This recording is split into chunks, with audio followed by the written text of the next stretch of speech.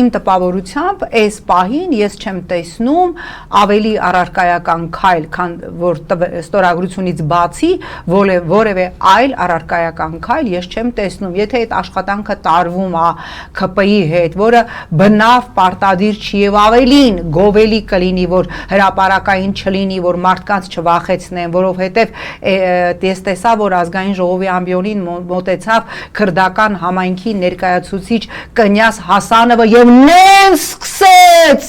գովերքել Նիկոլին, որ դա ուժս էր։ Ես հասկացա, որ Կնյաս Հասանովի ականջին լուրերը հասել, որ Նիկոլը կասկածում է, որ դու կարող ես իմպիչմենտի թղթի տակ ստորագրես, եւ այդ լուր մարդը, որ տարիներով մի հատ ձեն չէր հանել, գնաց եւ Հովիկ Աղազարյանից ավելի Նիկոլին համարեց Քրիստոս։ Այսինքն պետքա մարդկանց հետ ՔՊ-ի հետ այնպես աշխատել, որ վախեցած Կնյաս Հասանովի օրը չընկնեն եւ չվազեն ճանգրտելով ամբիոնը Նիկոլին աստվածացնեն, որ ավելի հմուտ ղեկավար, ավելի իմաստուն ղեկավար հայ ժողովրդի ներկա, անցյալ եւ ապագա պատմությունների մեջ չի եղել։ Ամոթ է, տարիքով մարդ եք, ամոթ է։